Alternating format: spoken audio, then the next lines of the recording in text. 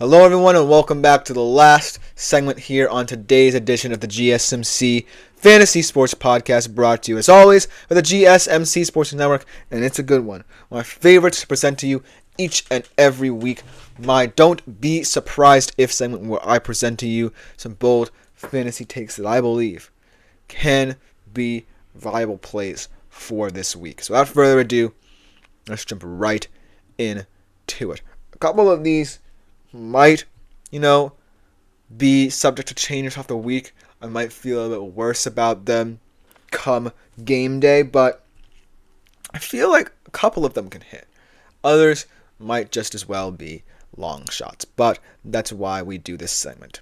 But without further ado, let me just shut up and get into it.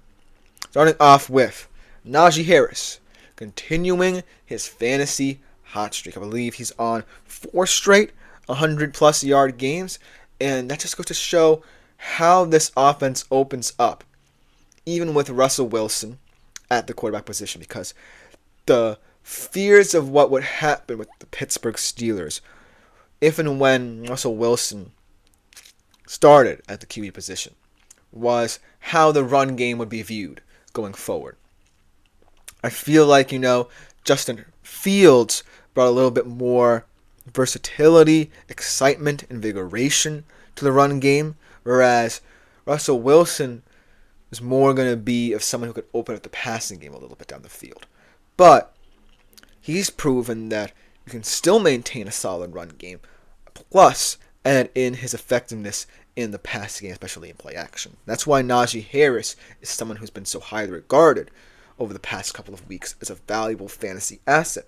And I say, against the Commanders, I talked about Russ being a guy who you could start at the QB position. Najee Harris, another guy who I'm really high on at the running back position for this coming weekend. It's going to be an entertaining one to see how he breaks down this Commanders run defense. I believe the Commanders run defense is underrated enough to earn my respect.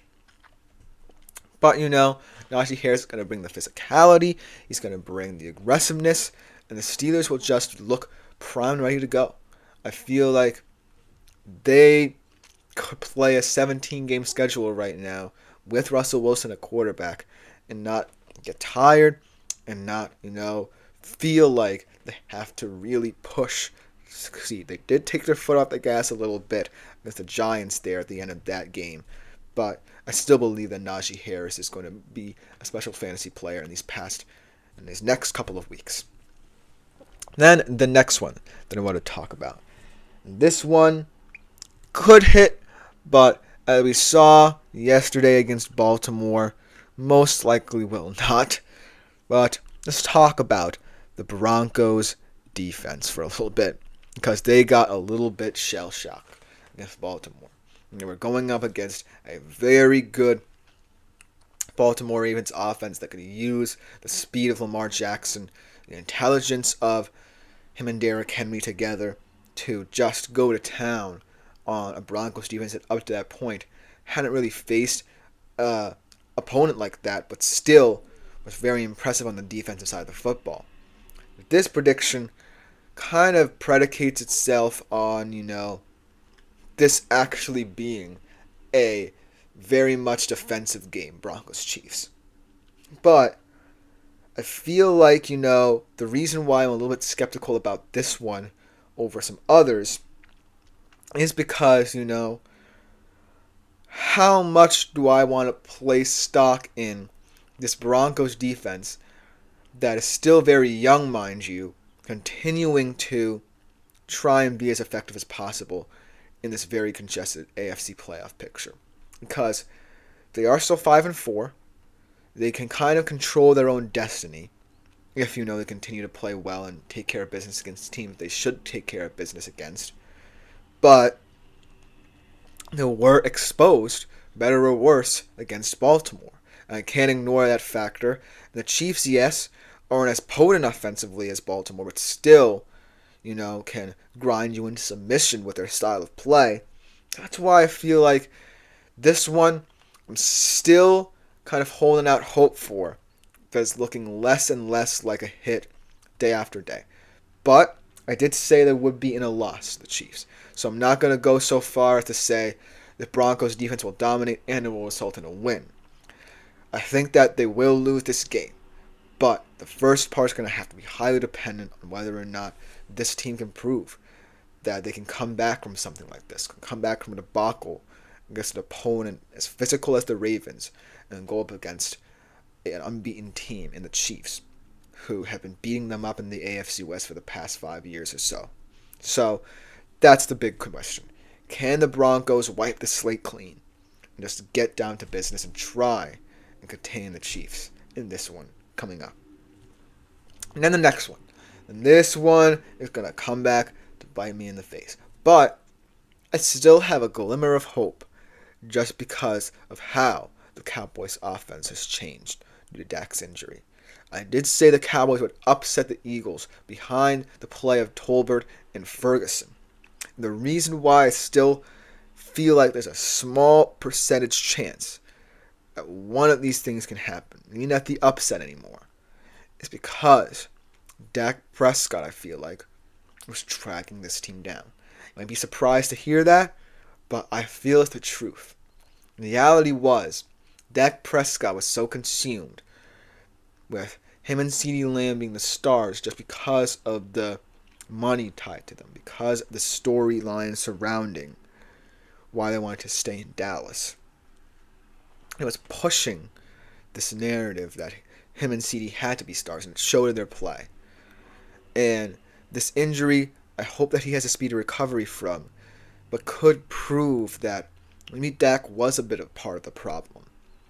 I feel that Cooper Rush, yes, he's not someone who's going to push the ball down the field as much as a Dak Prescott, but he's going to play safe football, and he's going to utilize as many weapons as possible to get this offense moving.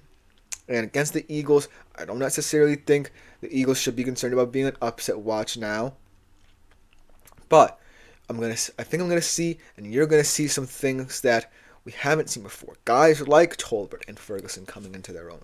Just because there's now less pressure on these role player types or these skill position players who could be stars if they were given the chance but just haven't necessarily gotten that chance to really prove that they themselves can contribute. Because a lot of the frustrations might come from them in this Cowboys locker room because of the fact they've not been used to full effect. But now, I think we're going to see a lot of these players really come into their own on the stretch for the Cowboys here. Maybe not to the tune of some upsets, but to the tune of actual offensive identity. The fourth one I have here, kind of along that same through line, Jake Ferguson in the fantasy top 5. Might have to lower that number a little bit. Temper expectations there for him just because of the quarterback change. But I do feel like Jake Ferguson has a lot of upside to him, even with Cooper Rush at the helm right now. So I feel like the reason why a lot of people are low on Jake Ferguson has been because of the Dak Prescott situation, but also because of the fact he himself feels like he could have more say in here. Because when I look at the layout of the Cowboys offense, it's Dak, CeeDee, and a huge drop-off, number 3. But I think that number 3 player is Jake Ferguson, potentially a little bit more important of an X factor than potentially Dak, even when Dak is healthy. Just because of the physicality he can bring to this team. I think they lack that in terms of their style of play. They don't have enough grit and physicality at the point of attack to really hurt teams. And so that's why I feel like Jake Ferguson can take this opportunity without Dak Prescott to prove himself to be an integral part of this team's foundation. And not to the tune, like I said. Both of these are highly contingent on, separate things happening. But small details within these predictions could take root. So I'm saying that Jake Ferguson this week would have been in the top 5 in my opinion had Dak played, but might have to be taken down a peg just because of Cooper Rush. But I still think, this prediction can hold true, funnily enough, because of Cooper Rush as well. So this is a weird one where you kind of feel like the QB change might temper expectations surrounding it, but could be a interesting characteristic of what makes this take stand out. So that's why I felt like I'd still include it here for you. The last one I want to talk about to end today's show, Josh Allen, not a top 5 quarterback at the position. I have to look up this game again because I'm completely blanking on who they're playing. But I feel like, sometimes this season for Josh Allen has been too good to be true as he faces the Colts. So that's an interesting matchup there. But I feel like, again, what I was saying is that some moments for Josh Allen this season have felt a little bit too good to be true. I still love him as a player, still love him as a fantasy prospect. But I feel like something's going to give in a game like they're going to be playing against the Colts, a team that can frustrate you enough to really make it a little bit more difficult to settle in. I feel like, Josh Allen is at its best when people least expect it. You know what I mean? In games such as this, you kind of feel like there's a fear factor involved where he's going to potentially push a little bit too far. And that's why I feel like you can't always pencil him in as a top 5 guy week in, week out. There are going to be games where he's going to look like the best thing on earth. But there are going to be games, actually trap games as well, that he's not going to perform up to his standards. And this generally feels like it. Because I feel like the Colts defense is getting respected. They had a fantastic performance last night against the Vikings. And they can do it again to an even more experienced offense in the Bills. And I feel like there's going to be a lot of vulnerabilities shown in this Bills team in this one. And that's why I feel like Josh Allen might not live up to people's expectations for him this week. But I will just about do it for today's show. Thank you all for tuning in. This from the GSMC Fantasy Sports Podcast, brought to you as always with the GSMC Sports Network. I've been Christopher Shepard. Thank you all for tuning into today's show.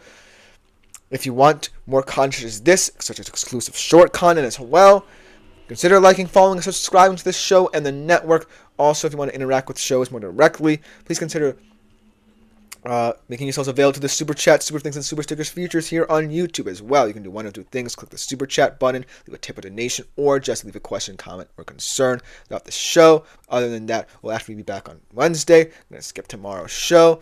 Go vote. And we'll be back 3:30 p.m. Eastern Standard Time on Wednesday. But other than that, I am out for a couple days.